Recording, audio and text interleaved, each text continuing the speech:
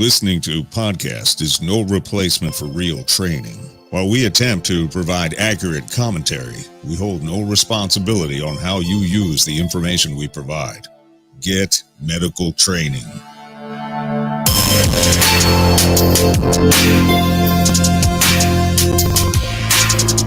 In the blink of an eye, everyday order can be replaced with once-in-a-lifetime chaos. Be prepared. This is the Civilian Medical Podcast. All right, it's another episode of the Civilian Medical Podcast. This is episode 44, and just as we started recording, my phone started ringing, so that's great. I'm a super pro. Dietrich, how's it going, man? Good. How are you, sir? I'm doing well. It's been kind of a crazy day just running errands, and I took my car into the shop, and I always take the shuttle back to the office just so they can do whatever and then come pick me up when it's done. But they only take one person at a time now, and they've got a shower curtain up between the driver who talked to me the entire way, except I couldn't hear him because there's a shower curtain up there. And yeah, it was pretty fun.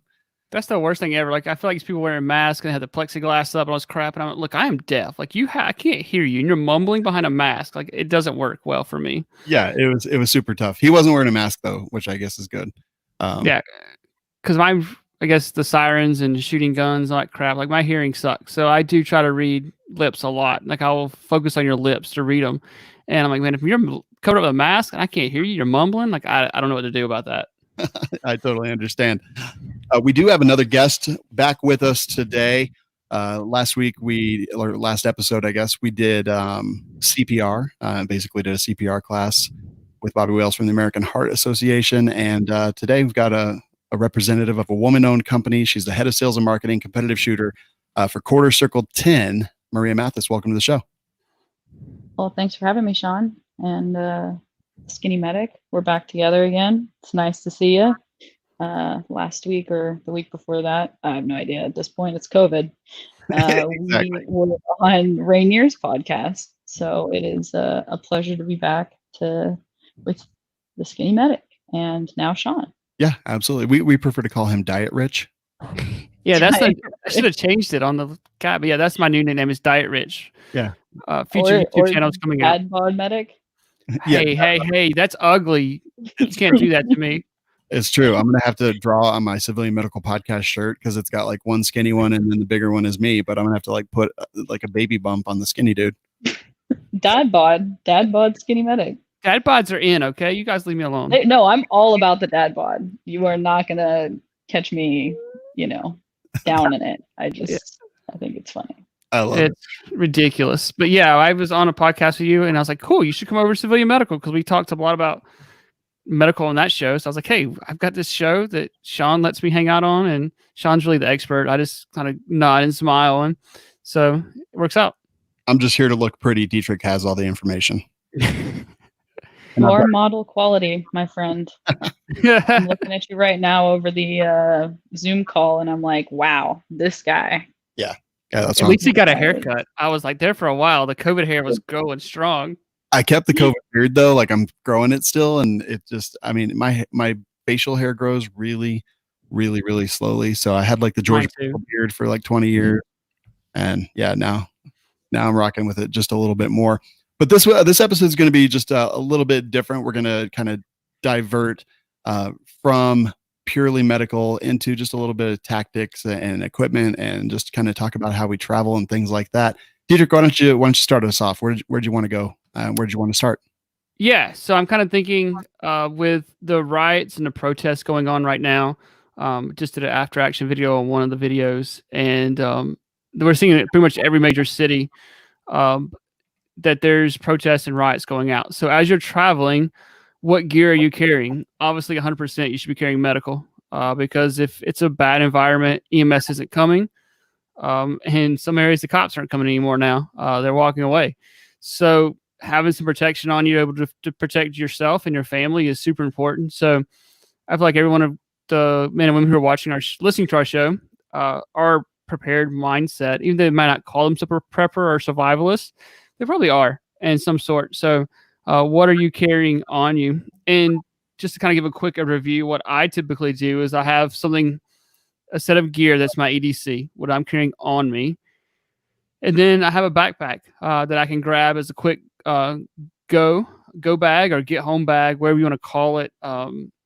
Doesn't necessarily have like food and water in it. Maybe you guys do in yours, but mine doesn't.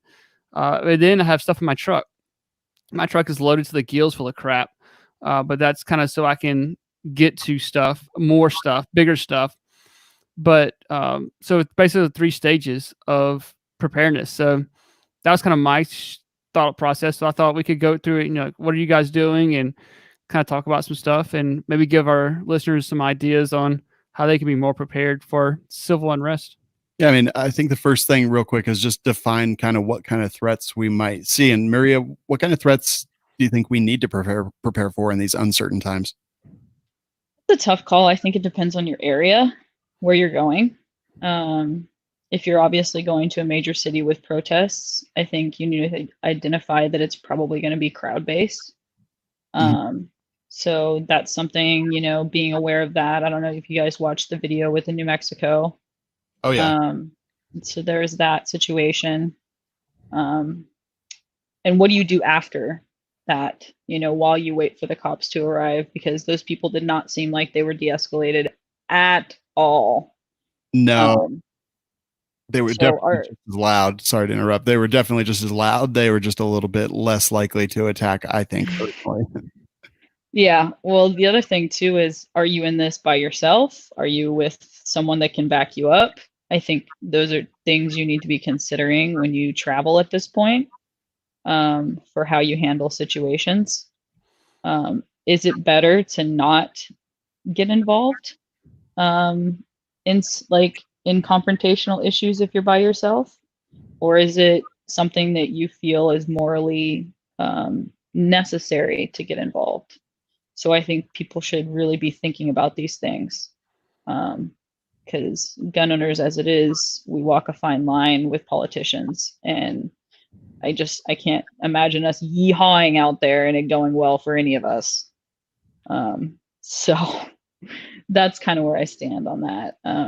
Obviously, if you're traveling alone at night and you see someone and they give you a bad feeling, you know, try to avoid, you know, don't go up to them and, you know, be like, hey, what are you doing? You know, what are you doing with yourself? You know, just keep your distance and watch. You know, the most important part, I think, of personal security is situational awareness. So knowing who's around you, knowing their body language, and following not their every move, but enough that you're going to know, you know, so you're prepared on that. Yeah. Never let that lag. A lot of people, including myself, I like to sit facing a door to see who comes through it. And then every time that door opens, I look at the person and I say, they seem pretty unthreatening. I'm not getting a weird vibe. Because for me, it's all about gut feeling. If I get my gut has never been off. And if I get a gut feeling about something, I'm definitely going to listen to it. So that for me is stuff that comes into play. Again, I don't think right now I'd go into an area where I knew a protest was active and I was by myself. I don't think I'd go. I think I'd just be like, you know, can find a different shop, can go downtown a different day. Especially Austin and Texas in general is open again for bars. And I'm not going to the bars right now, just because I can't conceal carry at a bar. So I'm not willing to risk my safety without a gun. So basically, if I can't go there with a gun, I don't want to go. Yeah, that makes a lot of sense. Now, Skinny Medic, like fires, that's a thing that could possibly happen if they're throwing Molotov cocktails. So even maybe an extinguisher. Do you have an extinguisher in your truck? I actually have 2 fire extinguishers in my truck. So kind of what Marie was talking about. My wife just bought a new to us used car, and we had to go to Atlanta, Georgia, which is like 2 hours away, to get the car because she had a very in her head what she wanted, and we got a good deal. It's a used car, and so she had to drive to Atlanta, and this is right where protests are going. So I was like, okay, cool, we'll go to Atlanta. but we're not going to stay after dark. We're not going to dinner. We're gonna get in and get out and avoid everything. So that's what we did. We drove to Atlanta the first thing in the morning. We signed papers on the car. We ate lunch, and then we drove back. Our initial plan was to go spend the night, things like that. But then without the kids, which would have been awesome. But hey, whatever. We drove back because why put ourselves in that situation where we may have to do something that, is stupid. So don't put yourself in a situation. But yeah, I actually have 2 fire extinguishers in my truck just for some stuff like that. And kind of skipping ahead, but I didn't want to forget about it. Like Mr. Guns and Gear did a video about bear spray. And I bought 2 bear sprays. I bought one for my truck and one for my wife's car. Thinking about stuff that, you may not be able to use lethal threat on, but you could use pepper spray. And pepper spray only has about a 5-foot distance, but bear spray can go to 30 feet. So you get some protesters surrounding your car, stuff like that, pull out the bear spray, and you can go to town with that stuff.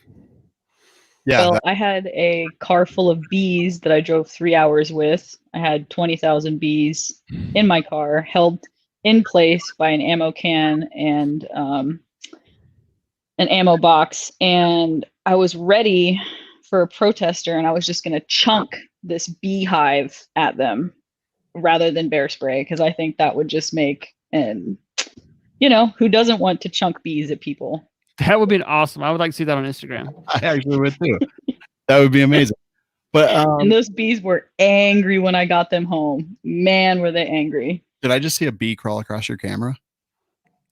My camera? Yeah. I swear I saw those are flies. Well, I live on a farm. Okay, perfect. So I was like, there was something come across your camera, and I was like, maybe that was a bee. I don't know. It's kind of weird. No, there were bees like escaping my bee boxes and like coming out and flying around me, and I'm like, I'm gonna crash. Like I'm gonna freak out and crash. And my bee mobile claymore is gonna kill me. That is imagine like the paramedics rolling up to your car, like there's bees coming out everywhere. Screw that. I wouldn't even expect you guys to help me, to be honest. Like I'd just be like, let me just try to get out, and if I can't, like, I've had a good life. Right. What about like going into, I don't know, a city or something? There's a lot of protests, tons and tons and tons of cellular usage. Or what if they just, turn off cellular service there? So paper maps of places that you're going to go might not be a bad thing to prep with. Just especially like for directions. Because I can't handle not having directions.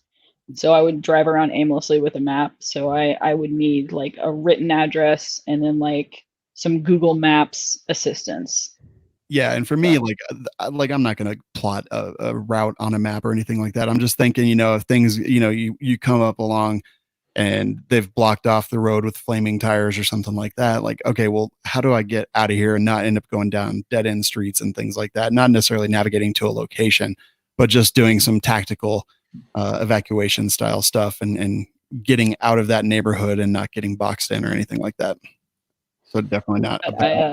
Honestly, now I don't even want to leave my ranch. I'm just happy to stay in my hobbit hole, like, because I don't get messed with out here. So you guys we're talking about all this stuff, and I'm like, yeah, I just don't think I'm going to leave for the next couple weeks. I know that feeling, but see, everyone's bored. They've been at home for 3 months, and like people are frustrated. They want to get out. On Sunday, we were going to go out to breakfast. I was like, oh God, no, it's Father's Day. Like I swear to God, every place is going to be just absolutely packed to the gills. And yeah, I just don't want to do it. So yeah, it's kind of a craziness, but so sorry. I don't know why my phone keeps ringing. It's the car repair place. They're like, you owe us money. Like your car is completely screwed. It's been like a half hour. They need to calm down. But I found something. Probably, I'm sure. They're like, your cabin air filter. It's disgusting. I don't even think that's a thing. No, it is. I'm kidding. But let's talk about, you mentioned bear spray, Dietrich, which I think is absolutely one thing that is almost imperative in situations like that. Because lethal force, if I fear I'm in danger of serious bodily harm or death, like I'm going to respond with lethal force. But maybe sometimes just deterrent is what is necessary, and maybe it doesn't need to go that far. Because I take it very seriously to take a human life. And that's definitely, I would like to have maybe that escalation ability if possible. But let's talk about like backpack guns and things like that, which brings us to Maria. You guys are introducing a new product, right? Yes, we are. It is called the Cowboy Lead Roll. Obviously, we didn't really do a huge intro on Quarter Circle 10, but it's a family company, woman-owned. And the name Quarter Circle 10 is a brand for our horses and cattle. It's been around since the mid 1800s. The owner's great-great-grandfather, or somewhere around that, was George R. Saunders, and not R. SW, I don't know, something, George Saunders. His brand, he came up with it on his 10th birthday, when he received 10 head of cattle from his father. And that is where the Quarter Circle 10 brand comes from. And the mark on our guns has that 10 with a quarter or a half circle above it. So it's actually an old Texas brand that's still on horses and cattle today. That is so. That is cool. So like that's the new backpack gun. That's kind of for me. Like I like that idea. I like having a backpack gun because I don't necessarily keep a gun in my car at all times because I want something I can take in and out because I've been there and I've gotten my vehicle broken into. But I like having the backpack. I like having something that's, for me, like my EDC gun right now is either an H&K VP9 or a Glock 19. So something that could get me to a bigger gun, which would be like the backpack gun, or then even a larger gun in the truck, is a nice middle ground. And I like a backpack that doesn't look super tactical for stuff like this, that I could, go to Starbucks, go to local coffee shop, and no one realizes that I have an AR-15 tucked away with me right now. Oh yeah, I totally agree. So essentially what we did with the Cowboy Lead Roll is we took our Mini Mayhem, which is a 5.5-inch Glock rear charger. So it takes Glock 19 and 17 mags. And we put a Law Tactical folder on it with a modified bolt. And that's what goes in our backpack setup, the Cowboy Lead Roll. So it does that. And then we've included a Stop the Bleed kit, essentially. And then some cat tourniquets.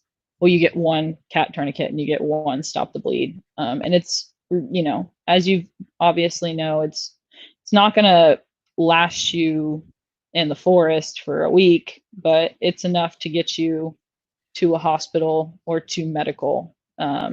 It's a Stop the Bleed. So we thought that was a really good idea. And so we executed it. And now Rainier is going to be selling them very soon, and as will we.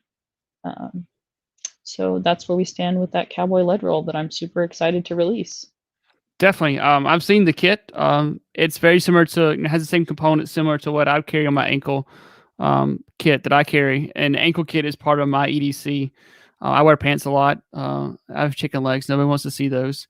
So I just wear pants. So I can be able to carry an ankle kit, an ankle IFACT on my ankle, and that's part of my kit. So having the essentials there to stop major bleeding is super important because probably the scenario that you're using this, EMS is not coming in. EMS is going to be staging while waiting on law enforcement and stuff like that. So be able to have a tourniquet, a pressure bandage, some hemostatic, some compressed gauze, things like that are going to be super important to keep you alive while first responders get there, or while you just load up and go to the hospital, whatever you choose to do. So, and that's kind of thought for me. Like I like my VP9. I carry it a lot, but like my other 9mm Glock, it takes Glock magazines. My other AR folder takes Glock magazines. So having that ability to use multiple magazines for the same guns is nice as well. So I'm thinking about switching back to my Glock 19 as far as my everyday carry, because then I could have magazines that go from my Glock 19 to my AR folder and able to transition a lot easier. Yeah, there's something to be said about kind of just building everything so that it uses the same stuff just to keep everything compact as possible and be able to carry more with less area, less space, things like that. 100% Definitely. Agree. That's why I love that Glock 1917, because so many people carry that gun already. So they've already got multiple mags of it. The backpack will always obviously fit even more mags if you'd like, and we send a 33 rounder with the Mini Mayhem in this backpack setup. So hopefully you live in a state that's legal. Otherwise, say love you, I guess.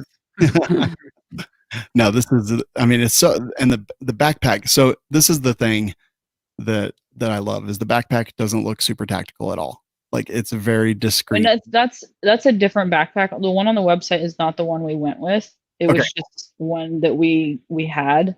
We're actually doing MilSpec Monkey, and we're in the talks, hopefully, of designing our own backpack for this.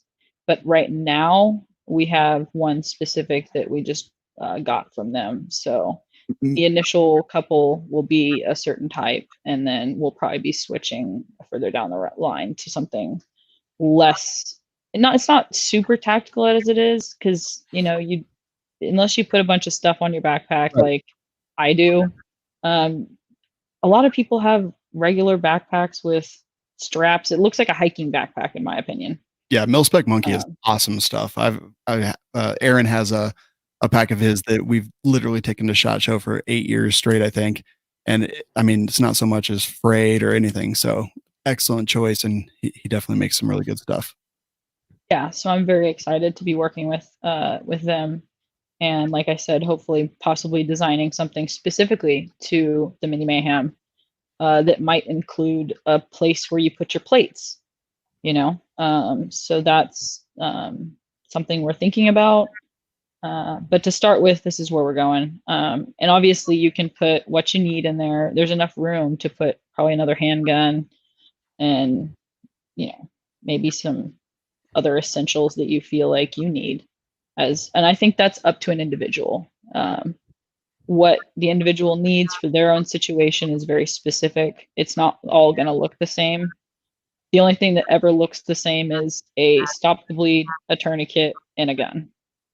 Definitely. That's the only thing that'll ever look the same for everybody.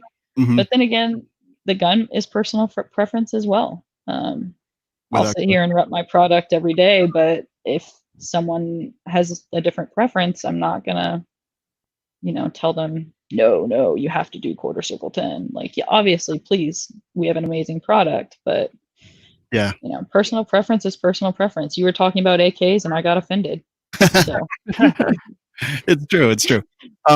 So here's the thing. This is very poignant for me because when we first started locking down for the coronavirus, the writing's on the wall. Like, I understand that human beings are creatures of habit, but also creatures of panic.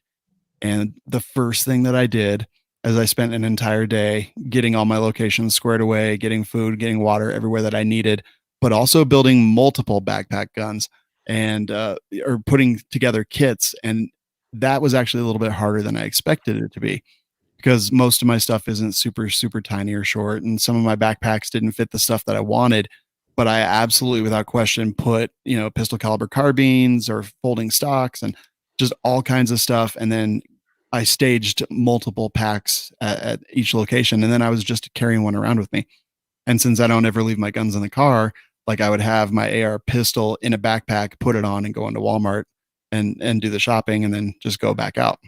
And I think that's, it's legal because concealed carry is legal here. But is it a pistol? Yeah, it was an AR pistol, and it was awkward. Well, then yes, it is legal. Yeah, it was awkward, but I just didn't want to leave it. But the bulkiness was definitely something that concerned me, and we've got a couple bags that are made for it. But it was mandatory. I was like, I don't want to be rolling around with a big AR on the back seat, but having something that's concealable, easily deployable, and ready to defend my family and their lives. It was super important to me. So this is definitely something that I think is interesting, and something that just recently, very recently, I had like an actual, plausible need for, and I think it's great. I think having the stuff organized into one bag is important for me. That was the problem I had.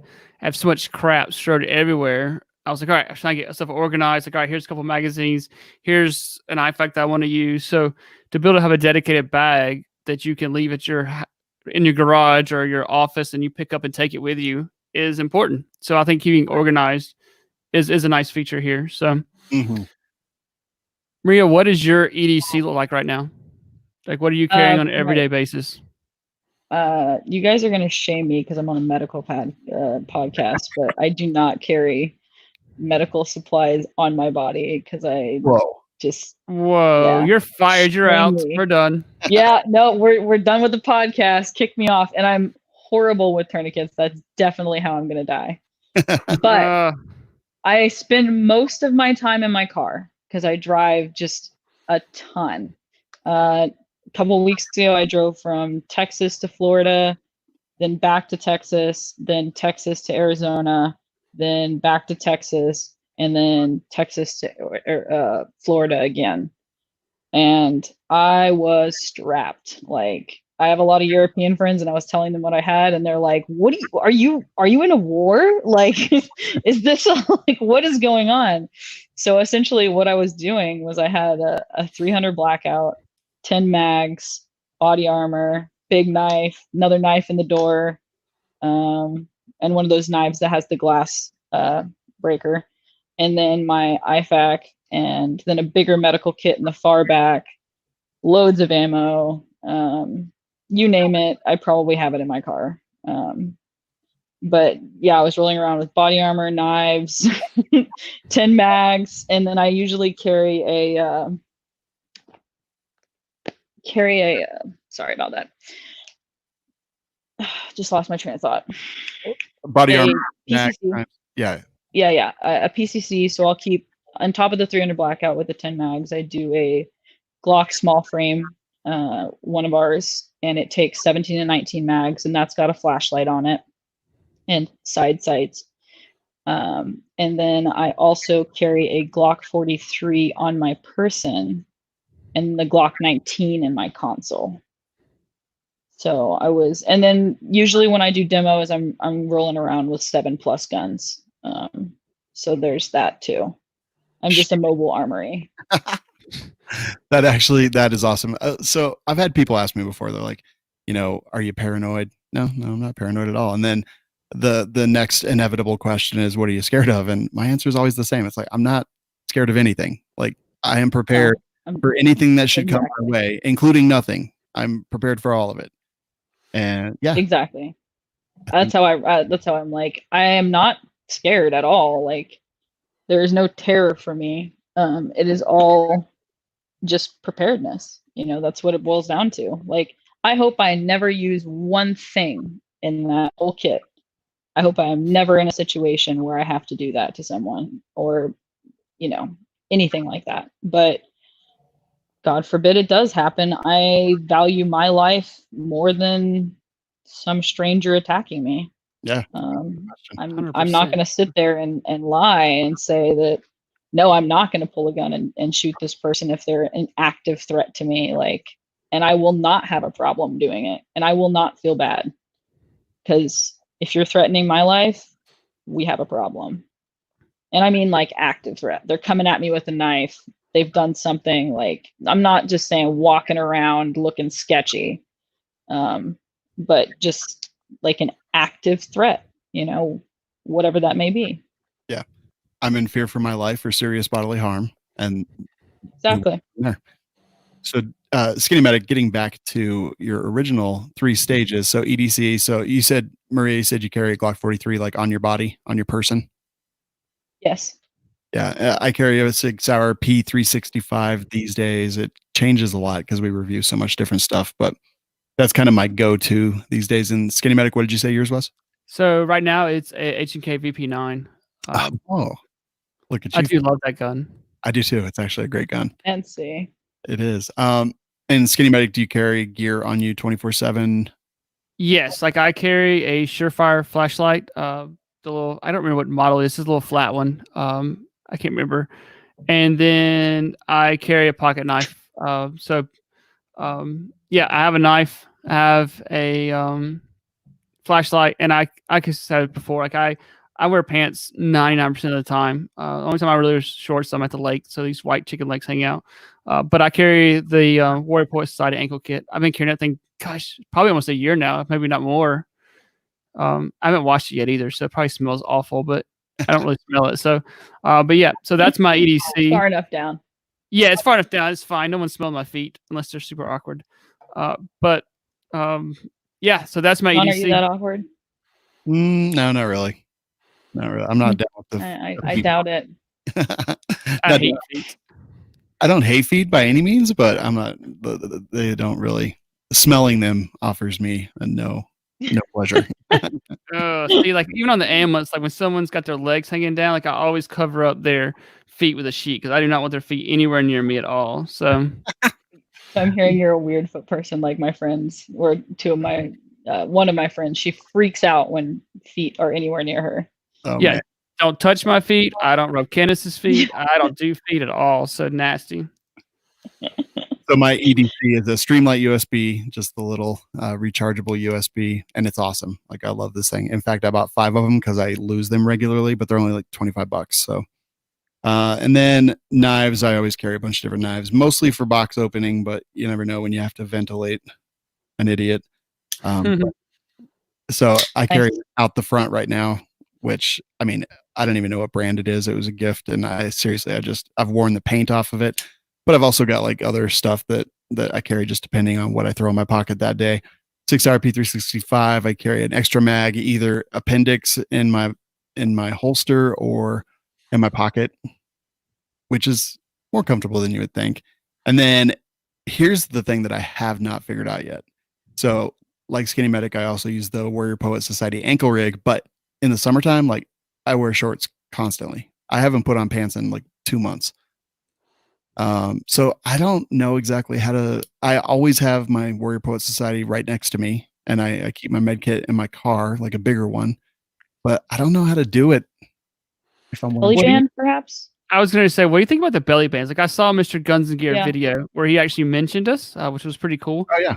And he wears a belly band when he was walking and stuff like that. So, and so I really have been thinking about the belly band, the belly band idea. I've actually rolled around with a belly band with the Glock 19. That's what I carry my Glock 19 in. But there's spaces and like it depends on which one you get, but there are spaces to put stuff in and whatnot. So, but that's not where I carry the 43. Yeah.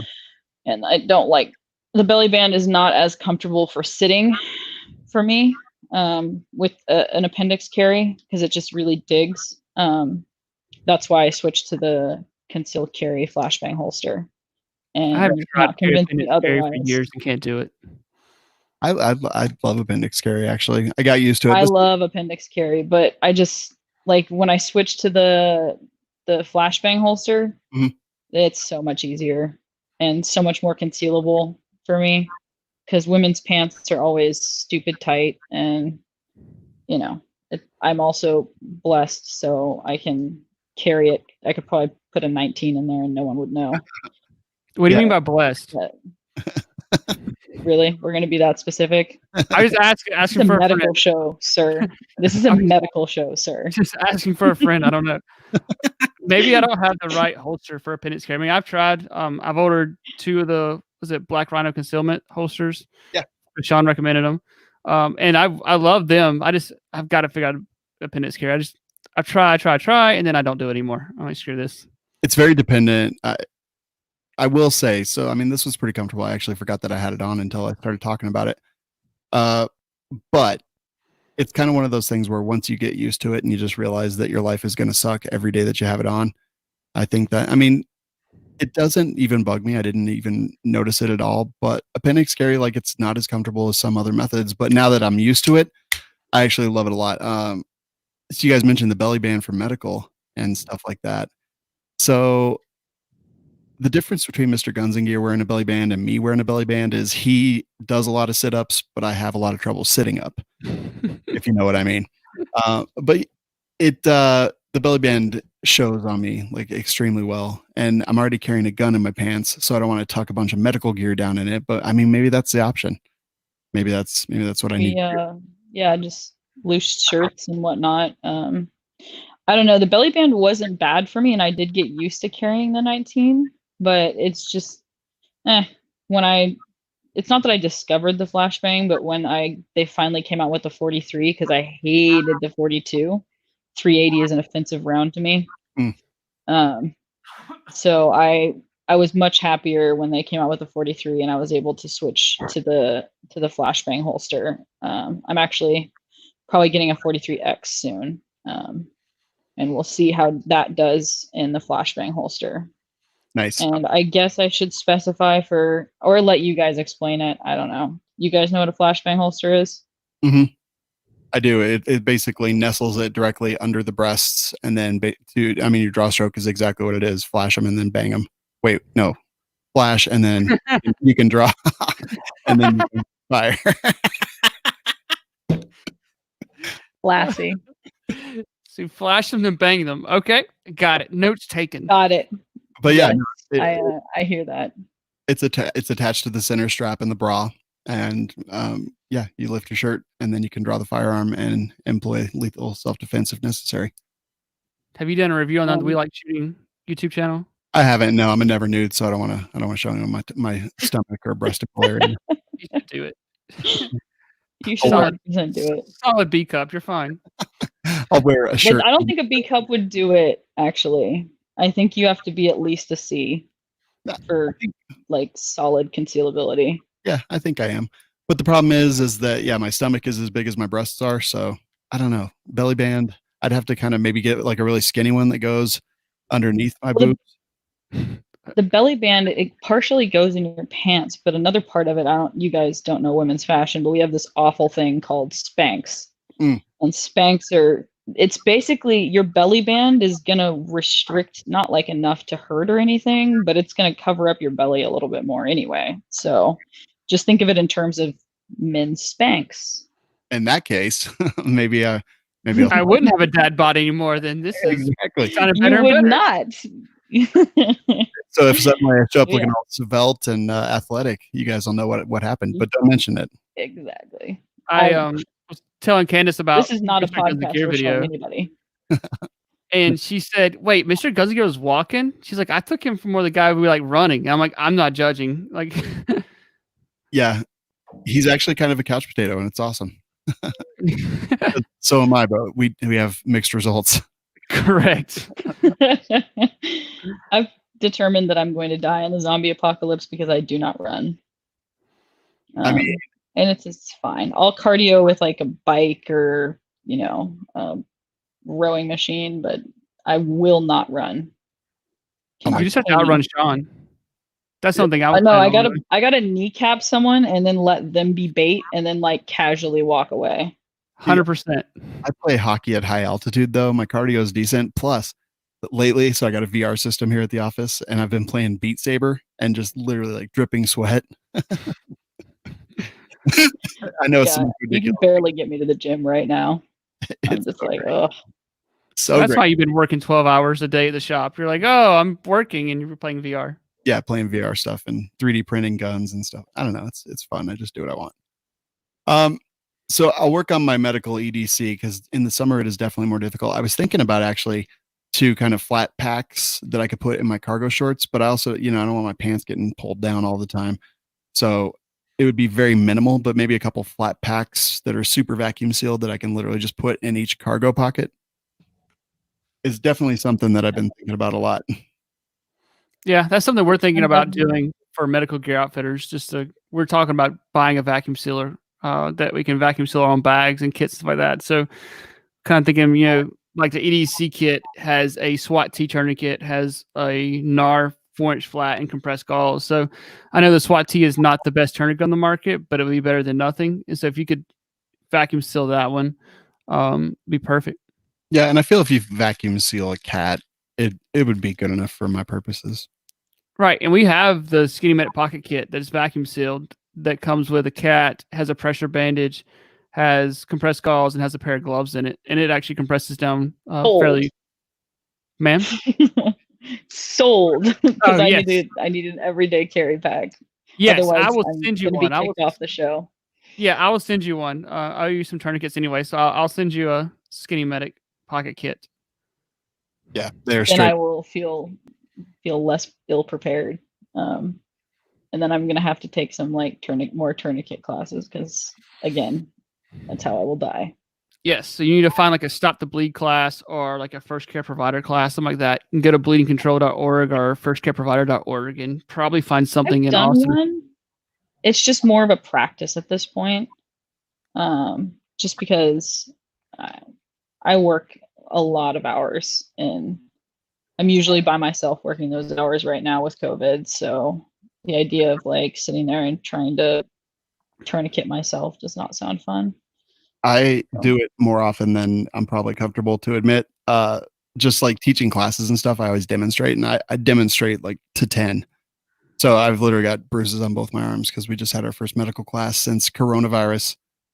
And yeah, putting on tourniquets, like honestly, it's so easy. You'd be fine if you had to do it.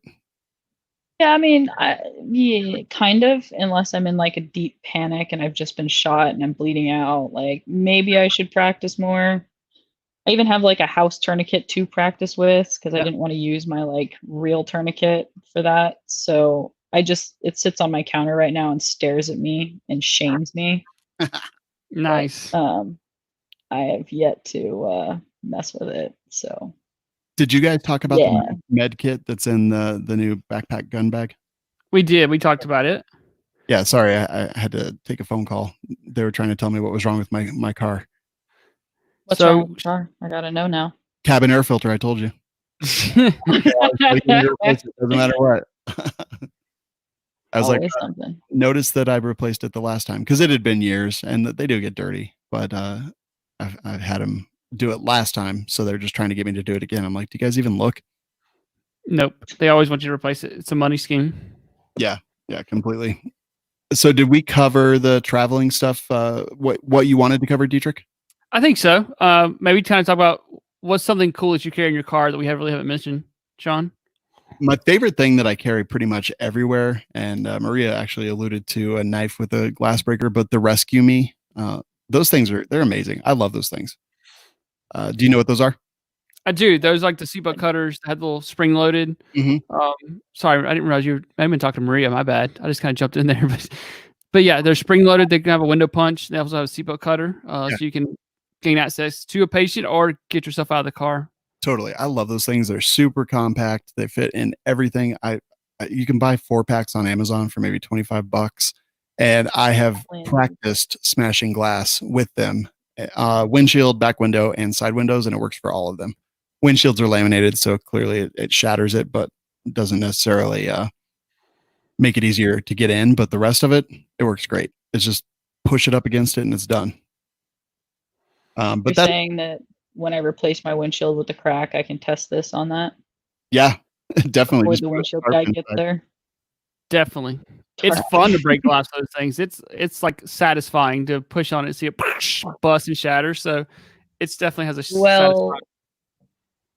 I was a couple weeks ago shooting a full auto 50 cal at a car, empty. Obviously, I'm not out there just like doing craziness, but I was like, oh, YouTuber. Going into the we didn't put it up anywhere publicly. So anyways, I was shooting into the engine block and man, I was like, this is the only thing could ever convince me to join the military. And it was just like such a fleeting thought. And I was like, nah. But it was definitely a lot of fun. And I've decided that whenever I become flush with cash, I'm going to put it under my SOT and then mount it to a vehicle for my South Texas vehicle and just on some hogs. I have thought about that. Like we joke about I really had thought about mounting a gun to I saw this one that was like a mounted mini belt fed Nerf gun. And like how cool would that be to have like a belt fed Nerf gun on top of my truck? But yeah, like I think that would be pretty badass just to mount a gun like that on there. It'd be awesome. It would. I think a 50 cal would be so much cooler. I thought the Nerf gun would be cool because then when the cops pull me over, I could remote control over it and shoot Nerf bullets at them. Oh, I'm sure they'd love you for that. That would work. I mean, as long as you know them, it's probably fine. Yeah, like I know that's true. Every cop in my area, like they always know my truck because it pulls up on scenes. They're like, hey, get out of the truck, we need you. But yeah, like that'll be fun. Like just even pull up and like they got their window down, like shoot Nerf bullets into their patrol car. Like that would be fun. Definitely. Cops don't know me that much or love me that much, so I try to avoid that. I'm a bit of a speeder. The last time I got pulled over, he asked me if I had any firearms in the car. And I was all, He's like, how many? And I was like, I'm not sure. And it like at one point, because he wanted to check the serial numbers on the SBR, the suppressed folded stock SBR that I had there. And he's like, what kind is it? And I was like, well, it's my brand. He's like, what do you mean? I was like, well, I'm a firearms manufacturer and it's an NFA device.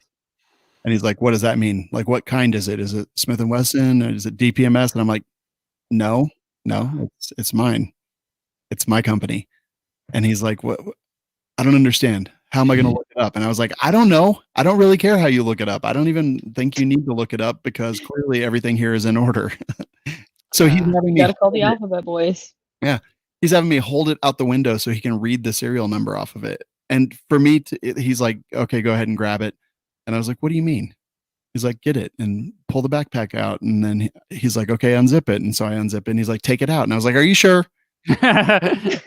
Yeah. So, and then I'm on a dark street holding an AR-15 out the window while he tries to read the serial number thinking someone's going to think I'm trying to shoot this cop and they're going to come shoot me. But yeah. That's exactly what I thought. Yeah. It was very awkward. The last time I had interaction with the cops, we were moving into our new house and I'd put my safe at another place and it was loaded down. So when we unloaded, we loaded all these guns in the back of my truck. They were in the back of the truck. They were in the back seat. We loaded the safe onto a trailer and we come around the corner and there's a roadblock. And I'm like, oh, crap. And so I stopped. Like, what? And the state trooper was like, dude, are you going to walk that far? Yes, sir. Like, I didn't pull up next to him. I made him walk to me. And he was like, I'm going to have to ask, do you have any guns in the truck? And I was like, yes, sir. It's loaded down full of guns. And he goes, how many are in here? And I was like, I don't know the answer to that. He goes, copy that. Have a good day. And I drove off. I was like, whew, thank you. Oh boy, that's I amazing. actually had two of not anywhere similar to the situations, but I had a full wreck on 35 and I had guns everywhere in my car. And so the cops had to help. They took it, like, I was like, I'm waiting for my ride to pick me up. You guys are going to have to help me out with this. Like, I probably had like 7.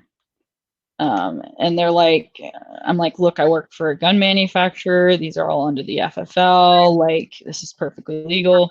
Even was like kind of selling them to the fire department at the time. Not like selling them actively, but they were like, you have guns in the car? What kind? And I'm like, PCCs. And they're like, can I have your card? And I'm like, yeah. So it was fine, but I had to go all the way to the, PD office and wait for my ride and then unload them into the wherever we were putting them. But thankfully my ride showed up just as I pulled up, so I was able to switch them all out of that car and get them over. Then my other really good story that people, if they listen to the Rainier podcast, was I got pulled over in Louisiana on my way back from Orlando, and I concealed carry in the flashbang. And so the officer, in the state of Texas at least, you are supposed to hand over your concealed carry with your license. And they immediately ask, are you carrying a firearm? And I say, yes, sir, I am. And it's like, where is it? And I'm like, well, one's in the console, one's on me. And he's like, where is it on you? And I am like, it is in my breasts. And he's like, what? I'm like, yes, sir. And he's like, well, can you step out of the car, ma'am? And I'm like, yes. And then as I step out of the car, he's like, please refrain from touching your breasts. And I'm like, this is literally the best moment of my life. Like, I just got some like old Louisiana cop to admit, or like to tell me not to touch my boobs. And it was the most glorious moment with a law enforcement officer that I've ever experienced, because he was red in the face. Like, you can imagine having to ask some, late 20-something-year-old girl, like, as a 50-something-year-old guy, hey, don't touch your boobs. And I'm like, amazing. Yes.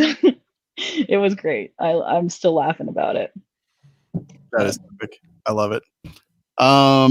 Let's see. I guess so. Dietrich, I told you that I finally had a class. It went really well. I think we talked about it in the last episode, but I told everyone don't show up if you have a fever, because I'm going to take your temperature. And took everyone's temperature. I told them you're more than welcome to wear a mask. I bring your own hand sanitizer, even though I have tons of hand sanitizer, just in case. And it went great. Like they chose not to wear masks. I made them sign like a huge COVID-19 waiver, absolving me of anything and everything. And the class went great. I cut my class size in half, which, like, it is definitely a way to generate income, but at the same time, it was kind of nice having a smaller class size. I was able to get through a ton of scenarios at the end of the class, and it was actually it was cool. It was so good to get back into it, and I had updated a bunch of content, and yeah, it was good. I didn't know what to expect, and in fact, I even didn't sleep great the night before because I was just kind of, I don't know, a little bit nervous, I guess. But it was just like every other class. It was awesome, and everyone was pretty cool about everything. Yeah, we talked about it. We've been throwing around the idea of having classes again, and we're having our classes at a local fire department because they offered it up, and it was a great training room. We had access to the bay, and I would just make a donation to the fire department.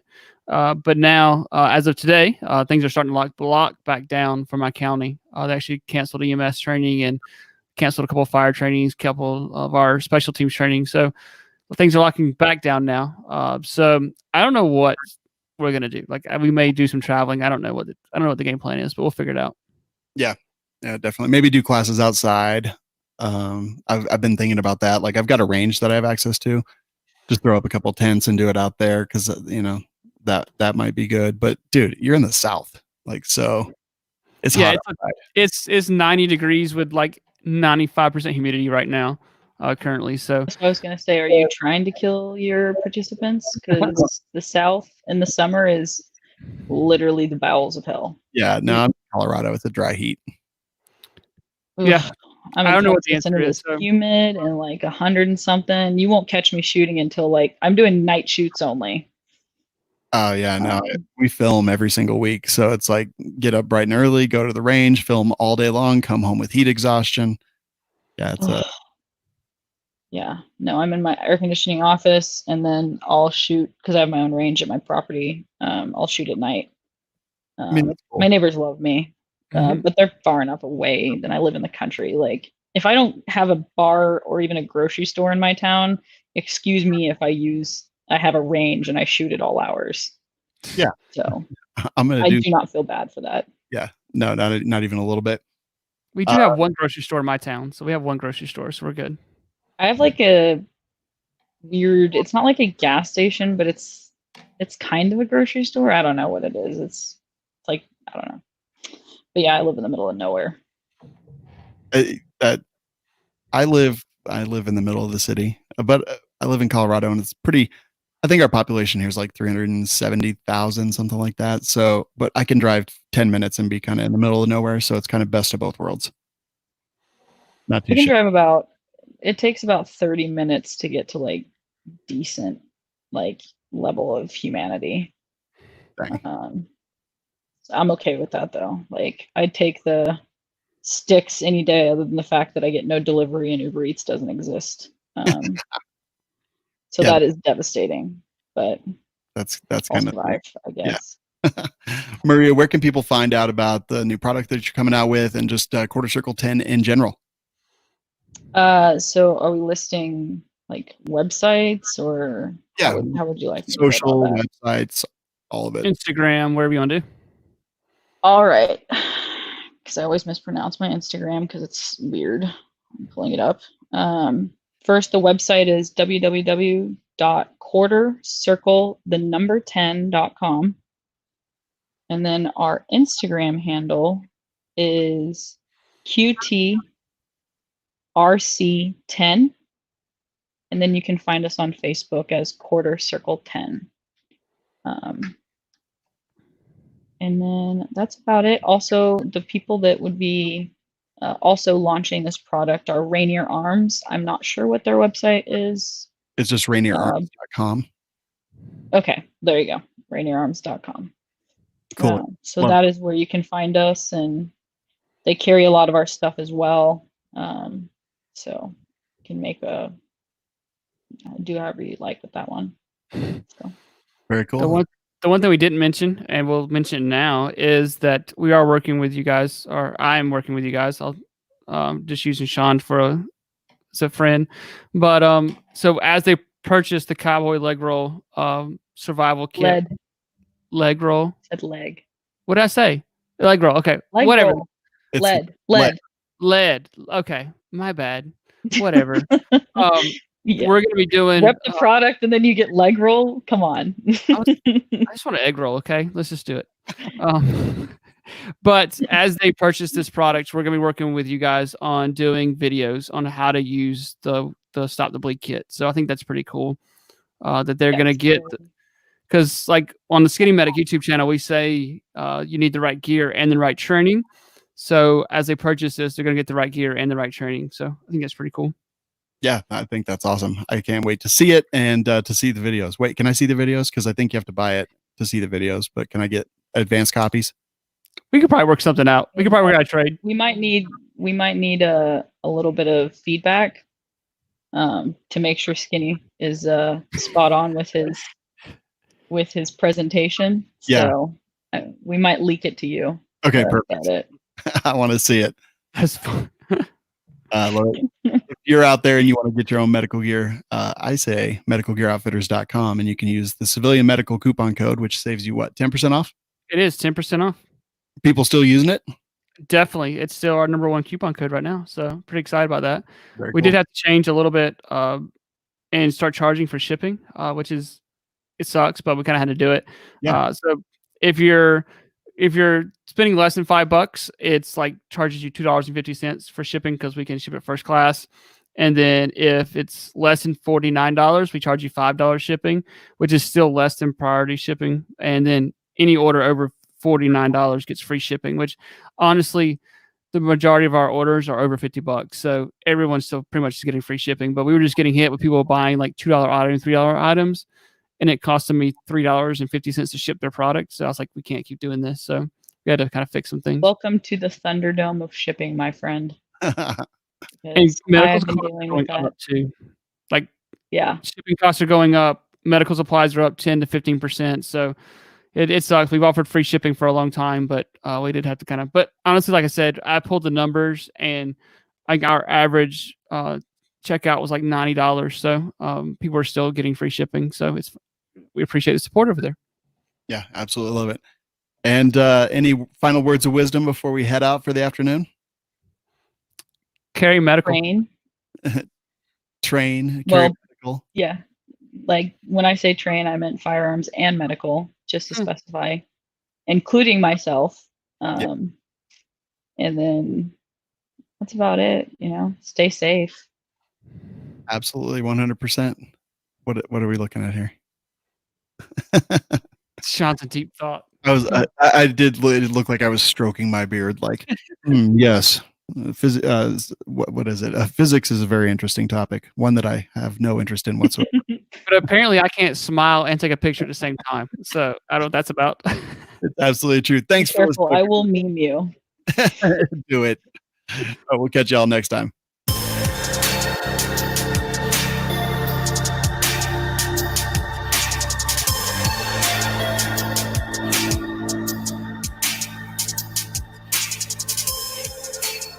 Find us and subscribe at civmedical.com.